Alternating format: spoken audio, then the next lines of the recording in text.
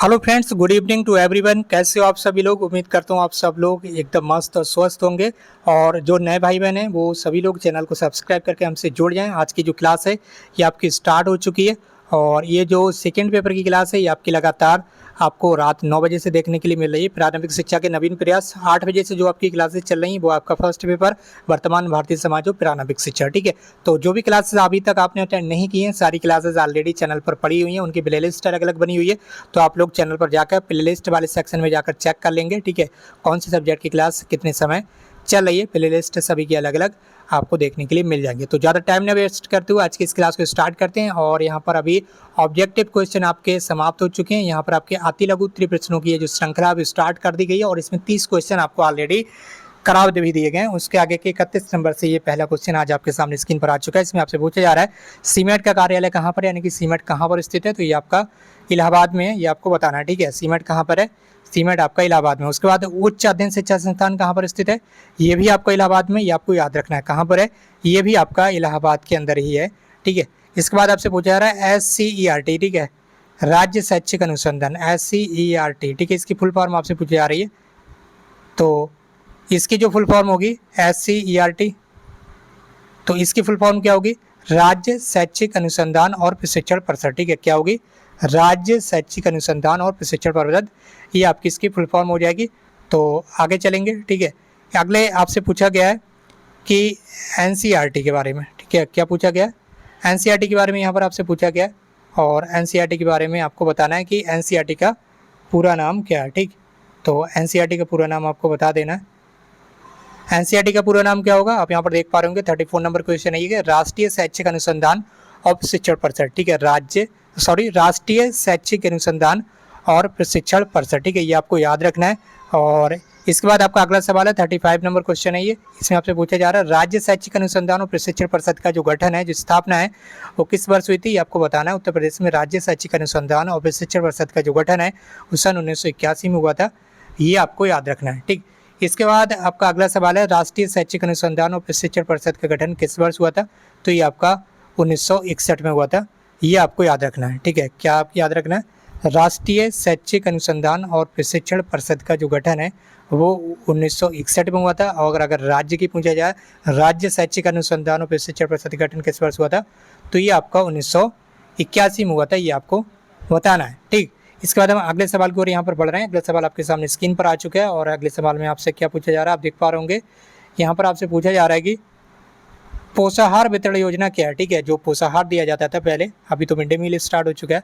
सो पोषाहार वितरण योजना क्या है, शिक्षा में सबको समान अवसरों की उपलब्धता सुनिश्चित करने हेतु समाज के अत्यंत दुर्बल और अवंचित वर्ग के बच्चों को जहाँ अभिभावकों के लिए 2 वक्त का पूरा जो खाना है वो नहीं मिल पाता है, ठीक है, भोजन जुटाना परिवार के लिए मुश्किल हो। ठीक है, तो ऐसे अभिभावकों के बच्चों के लिए, ऐसे बच्चों को विद्यालय में आकर्षित करने हेतु सरकार द्वारा मध्याह्न भोजन योजना स्टार्ट की गई है, जिसे मिड डे मील के नाम से भी अब वर्तमान समय में जाना जाता है। ठीक है, तो ये आपको याद रखना है। ठीक है, तो पहले क्या होता था, जिस समय ये योजना स्टार्ट की गई थी उस समय स्कूलों में कच्चा अनाज दिया जाता था। ठीक है, कच्चा अनाज दिया जाता था किलो के हिसाब से। उसके बाद यहाँ पर पका हुआ खाना अब बच्चों को दिया जाता है मिड डे मील के रूप में, आपको पता ही होगा। तो जिस समय इस योजना को स्टार्ट किया गया था उस समय जो कच्चा अनाज था वही दे दिया जाता था, उसमें पोषाहार वितरण योजना आपकी ये स्टार्ट की गई थी। ठीक है, इसके बाद आपका अगला सवाल है, अगला सवाल आपके सामने स्क्रीन पर 38 number, NCT national council for teacher education. ठीक है, NCT का पूरा नाम क्या है, तो national council for teacher education, Hindi में इसे बोलते हैं राष्ट्रीय अध्यापक शिक्षा परिषद। क्या बोलते हैं, राष्ट्रीय अध्यापक शिक्षा परिषद, ये आपको याद रखना है। ठीक, इसके बाद आपसे पूछा जा रहा है सीमेंट का कार्यालय कहाँ है, इलाहाबाद में। अभी आपने ऊपर पढ़ा था सीमेंट कहाँ स्थित है, इलाहाबाद में। तो सीमेंट का पूरा नाम क्या है आपसे पूछा जा रहा है, तो राज्य शैक्षिक प्रबंधन और प्रशिक्षण परिषद है, ये सीमेंट का पूरा नाम है, राज्य शैक्षिक प्रबंधन एवं प्रशिक्षण संस्थान, ये सीमेंट का फुल नेम है, ये आपको याद रखना है। ठीक, इसके बाद आपका अगला सवाल है, अगले सवाल आपके सामने स्क्रीन पर है। अगले सवाल में आपसे पूछा जा रहा है सीमेंट का गठन कब हुआ था। जो सीमेंट है इसका गठन 1995 में हुआ था, ये आपको याद रखना है। सीमेंट का गठन कब हुआ था, 1995 में। ठीक है, कब हुआ था, 1995 में। हम बढ़ेंगे अपने अगले सवाल की ओर। उससे पहले आपसे वीडियो को शेयर जरूर कीजिए अपने फ्रेंड्स के साथ, ताकि और भी भाई बहन यहाँ पर जुड़ सकें। अगला सवाल आपका, सीमेंट का गठन कब हुआ था? 1995 में हुआ था, ये हमने अभी देख लिया है। अगला सवाल 41 नंबर का, राज्य शैक्षिक प्रबंधन एवं प्रशिक्षण संस्थान कहाँ पर स्थित है? तो ये आपका इलाहाबाद में, ठीक है, कहाँ पर है? राज्य शैक्षिक प्रबंधन एवं प्रशिक्षण संस्थान कहाँ पर है? यह है आपका इलाहाबाद में। उसके बाद आपका अगला सवाल है, अगले सवाल में आपको देखने के लिए मिल रहा होगा, अगला सवाल है 42 नंबर का, और इसमें आपसे पूछा जा रहा है राष्ट्रीय अध्यापक शिक्षा परिषद। क्या पूछा जा रहा है आपको? राष्ट्रीय अध्यापक शिक्षा परिषद, यानी कि national council for teacher education, short में इसे बोलते हैं NCTE। इसकी स्थापना है वो किस वर्ष की गई थी? ये सन 1995 में की गई थी। ये आपको याद रखना है। NC की स्थापना कब की गई थी? सन 1995 में की गई थी। इसके अलावा SCERT की स्थापना के बारे में अगर आपसे पूछा जाए, SCERT की स्थापना, इसकी स्थापना की गई थी आपकी 1981 में। और NCERT की स्थापना के बारे में पूछा जाए तो ये स्थापना की गई थी आपकी 1961, यानी कि 1961 में। ये सारी चीज़ें आपको याद रखना है। अब हम अगले क्वेश्चन की तरफ बढ़ रहे हैं, और अगला क्वेश्चन आपके सामने स्क्रीन पर आ चुका है। इसमें आपसे ये पूछा जा रहा है कि राष्ट्रीय अध्यापक शिक्षा परिषद यानी कि NCT में कुल कितने सदस्य होते हैं? तो इसमें सदस्यों की जो संख्या है वो टोटल 41 यानी कि 41 रहती है। ये आपको याद रखना है। NCT में कितने सदस्य होते हैं? NCT, ठीक है, कितने? NCT, ये NCERT और SCERT, NCT, ये सारे बॉडीज़ जो हैं वो अलग अलग होती हैं, सारी संस्थाएं अलग अलग हैं, ये भी आपको याद रखना है, ठीक है। इसमें सदस्य कितने होते हैं? NCT में 41 सदस्य होते हैं, ये आपको याद रखना है। इसके बाद अगला सवाल है, स्कूल चलो अभियान किस वर्ष उत्तर प्रदेश में लागू किया गया था? तो ये वर्ष 2004 में स्कूल चलो अभियान लागू किया था। इसके अंतर्गत बच्चों को ज़्यादा से ज़्यादा स्कूलों में पहुँचाना, यानी कि एडमिशन कराना, ये इसका मुख्य लक्ष्य था। इसके बाद आपका अगला सवाल आपके सामने स्क्रीन पर है, सर्व शिक्षा अभियान का गठन किस वर्ष हुआ था? तो सर्व शिक्षा अभियान के बारे में यहाँ पर आपको बताना है। सर्व शिक्षा अभियान का जो गठन है वर्ष 2001 में हुआ था, ये आपको याद रखना है, ठीक है। कब हुआ था? वर्ष 2001 में। ECC का पूरा नाम क्या है? अभी आप वो देख ही पा रहे होंगे, काफ़ी ज़्यादा यहाँ पर गवर्नमेंट इसको हाईलाइट कर रही है। ECC, ठीक है, early childhood care and education, early childhood care and education. और इसमें अभी क्या है, लगभग 10,684 पदों पर इसकी जो संविदा पर भर्ती है वो उत्तर प्रदेश के अंदर आई हुई है, उत्तर प्रदेश के सभी 75 जिलों में, अभी आपको पता चल ही चुका होगा। और ये जो ECC एजुकेटर्स हैं वो 3 से 6 साल के बच्चों को यहाँ पर शिक्षा देंगे या शिक्षा के लिए तैयार करेंगे। 3 से 6 साल के जो बच्चे होंगे प्री प्राइमरी क्लासेस में, यानी कि जो आंगनबाड़ी केंद्र होते हैं प्राइमरी स्कूल्स के अंदर, उनमें ये प्राइमरी स्कूल से जो छोटे बच्चे होते हैं प्री प्राइमरी क्लासेस में, उनके बच्चों को, वहाँ के बच्चों को ये शिक्षा के लिए तैयार करेंगे, ठीक है। इसके साथ ही हम यहाँ पर आगे बढ़ने जा रहे हैं। अगला सवाल आपके सामने स्क्रीन पर आ चुका है, और अगले सवाल में आपसे पूछा जा रहा है DPEP का पूरा नाम बताइए। DPEP क्या है? DPEP, इसका पूरा नाम आपसे पूछा जा रहा है। तो जिला प्राथमिक, यानी कि डिस्ट्रिक्ट प्राइमरी एजुकेशन प्रोग्राम, ठीक है, डिस्ट्रिक्ट प्राइमरी एजुकेशन प्रोग्राम, जिला प्राथमिक शिक्षा कार्यक्रम, ये इसका फुल नाम है, ये आपको याद रखना है। इसके बाद आपका अगला सवाल है, आपके सामने स्क्रीन पर आ चुका है अगला सवाल, और इसमें आपसे पूछा जा रहा है DPEP का जो आरंभ है वो किस वर्ष किया गया था? ये आपको बताना है। तो जिला प्राथमिक शिक्षा कार्यक्रम का आपका जो आरंभ है, ठीक है, जो शुरुआत थी वो सन 1994 में की गई थी, ये आपको याद रखना है। किसमें? 1994 में, ठीक है। अगला सवाल आपके सामने स्क्रीन पर आ चुका है, और अगले सवाल में आपसे पूछा जा रहा है DPEP के प्रथम, द्वितीय और तृतीय चरण में चयनित जनपदों की संख्या क्या थी? जब DPEP का चयन किया गया तो इसमें सबसे पहले प्रथम चरण में कितने जनपदों को सिलेक्ट किया गया, द्वितीय चरण में कितने जनपदों को सिलेक्ट किया गया, और तृतीय चरण में कितने जनपदों को सिलेक्ट किया गया, ये आपको बताना है, ठीक है। तो DPEP में कितने जनपदों को अलग अलग सिलेक्ट किया गया था, ये आपको बताना होगा। तो प्रथम चरण में 50 से 60 जिलों को सिलेक्ट किया गया था, सेकेंड चरण में 22 जनपद, और तृतीय चरण में 32 जनपद, ये आपको याद रखना है। यहाँ पर 10 का फ़र्क है, बस यहाँ पर आपको याद रखना है। बाकी 50 से 60, यहाँ पर 22, यहाँ पर 32। चलिए बढ़ेंगे अपने अगले सवाल की ओर। अगला सवाल आपके सामने स्क्रीन पर आ चुका है, प्रश्न संख्या 50। इसमें आपसे पूछा जा रहा है कि उत्तर प्रदेश बेसिक शिक्षा परियोजना कब से प्रभावी है, यानी कि अब स्टार्ट हुई थी। तो उत्तर प्रदेश में जो बेसिक शिक्षा परियोजना है ये आपकी 5 अक्टूबर सन 1993 ईस्वी से स्टार्ट हुई थी। कितनी? 5 अक्टूबर 1993 ईस्वी, ठीक है, 5 अक्टूबर 1993 ईस्वी से ये जो परियोजना है आपकी ये स्टार्ट हुई थी, आपको याद रखना है, ठीक। इसके बाद आपका अगला सवाल है 51 नंबर का, उत्तर प्रदेश बेसिक शिक्षा परियोजना में चयनित जनपदों की संख्या, ठीक है, कितनी? चयनित जनपदों की संख्या कितनी थी? 10 थी, ये आपको याद रखना है, ठीक है। चयनित जनपदों की संख्या कितनी थी? ये 10 थी। इसके बाद हम बढ़ेंगे अपने अगले सवाल की ओर। अगले सवाल में आपसे क्या पूछा जा रहा है, आप स्क्रीन पर देख पा रहे होंगे।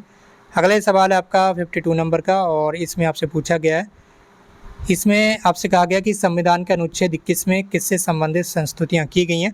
तो संविधान के अनुच्छेद 21 का में निःशुल्क और अनिवार्य शिक्षा का जो अधिकार अधिनियम है 2009 इसको रखा गया है। ठीक है, निःशुल्क और अनिवार्य शिक्षा का अधिकार अधिनियम 2009 को कहाँ रखा गया है?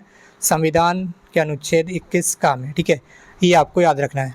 इसके बाद यहाँ पर अगला सवाल आपसे पूछा जा रहा है, OB का पूरा नाम क्या है? OB, ठीक है, ऑपरेशन ब्लैक बोर्ड, आपने काफ़ी नाम सुना होगा ऑपरेशन ब्लैक बोर्ड। ठीक है, ऑपरेशन ब्लैक बोर्ड के अंदर जो मिनिमम चीज़ें वो स्कूलों में उपलब्ध कराना है, न्यूनतम आवश्यक चीज़ें जो भी हैं वो स्कूलों को उपलब्ध कराना है। ठीक है, तो इसके बाद आपका अगला सवाल है। अगले सवाल में आपसे क्या पूछा जा रहा है ये आप देख पा रहे होंगे। अगले सवाल में आपसे पूछा जा रहा है SOPT, SOPT।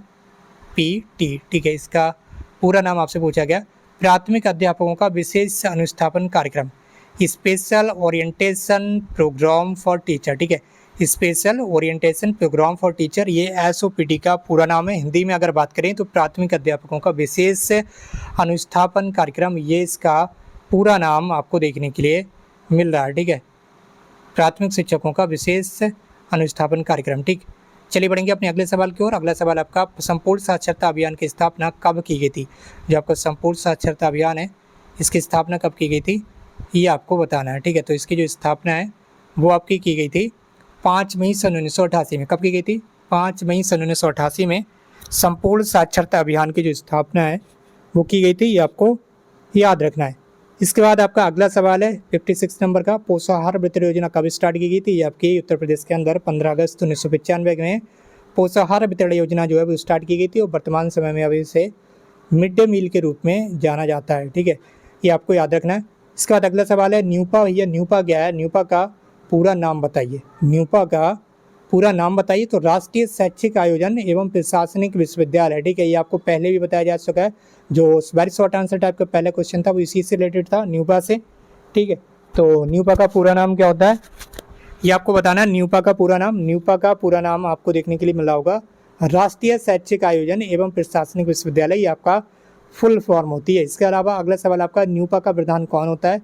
ये निदेशक होता है। न्यूपा का जो प्रधान होता है ये निदेशक बोलते हैं न्यूपा के प्रधान को। इसके बाद आपका अगला सवाल आपसे पूछा जा रहा है, और अगले सवाल में आपसे पूछा जा रहा है 59 नंबर का सवाल है, नई शिक्षक प्रशिक्षण संस्थाओं को विकसित करने का दायित्व किससे दिया गया है? तो ये दायित्व प्रत्येक जिले की जिला शिक्षा प्रशिक्षण संस्थाओं जहाँ पर आप पढ़ाई करते हैं DLED की, वहाँ पर इसका जो दायित्व है वो दिया गया है नई शिक्षक प्रशिक्षण संस्थाओं को विकसित करने का। ठीक है, जो आपने देखा होगा DLED के जो प्राइवेट कॉलेज होते हैं वो पूरी तरह से डाइट के अंतर्गत ही संचालित किए जाते हैं। ठीक है, और जो डाइट है वो PNP के अंतर्गत संचालित होते हैं। तो ये सारी चीज़ें आपको याद रखना है। इसके बाद आपका आज की इस क्लास का अंतिम सवाल है 60 नंबर का, जिला प्राथमिक शिक्षा कार्यक्रम। ठीक है, DPEP की फुल फॉर्म यहाँ पर आपसे पूछी गई है, तो आपको याद रखना है जिला प्राथमिक शिक्षा कार्यक्रम, ये DPEP की फुल फॉर्म है। किसकी? DPEP की फुल फॉर्म क्या है? जिला प्राथमिक शिक्षा कार्यक्रम। ठीक है, जिला प्राथमिक शिक्षा कार्यक्रम, ये DPEP की फुल फॉर्म है आपके लिए। ठीक है, तो ये इस वक्त की क्लास जो है वो कैसी लगी आपको नीचे कमेंट बॉक्स में जरूर टाइप कीजिएगा, और अगर आप चैनल पर नए हैं तो चैनल को सब्सक्राइब जरूर कर लीजिए, ताकि इसी तरह की DLED की जो क्लासेस हैं वो आपको लगातार समय पर मिलती रहें।